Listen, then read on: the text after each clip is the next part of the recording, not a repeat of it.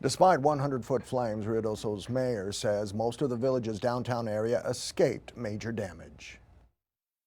You see the devastation of the businesses on the side of the road. Some of them were spared, and then the houses.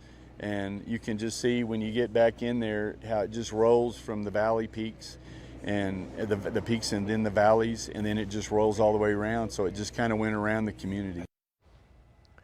The fires have scorched more than 203,000 acres, or an area that's more than 35 square miles.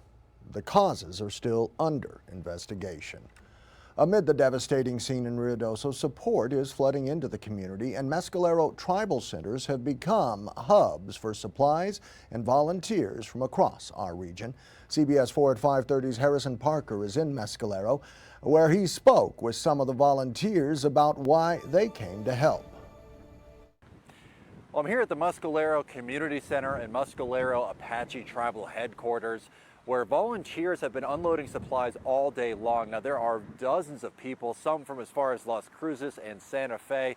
One volunteer I spoke with from Las Cruces said he just couldn't stay away. Maybe they can pass it. Oh, good. That's all I want to know.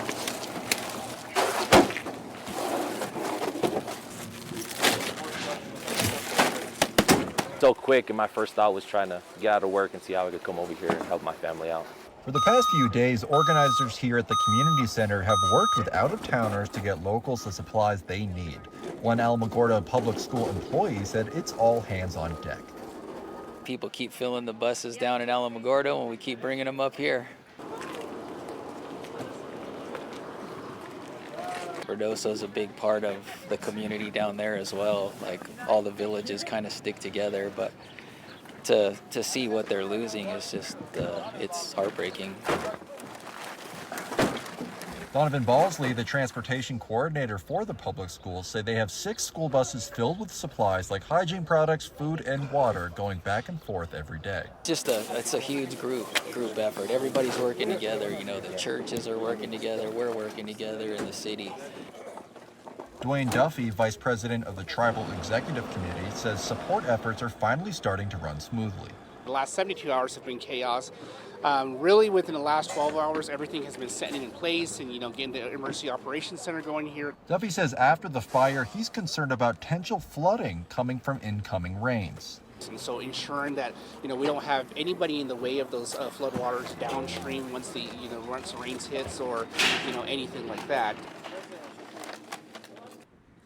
Duffy told me they have their own specialized fire team called the Hot Shots that joins those coming from outside in fighting both these fires. Now, if you want to help those in need, you can drop supplies here at the Mescalero Community Center or at the Walmart in Alamogordo. In the meantime, I'm Harrison Parker reporting from Mescalero, CBS 4 at 5:30.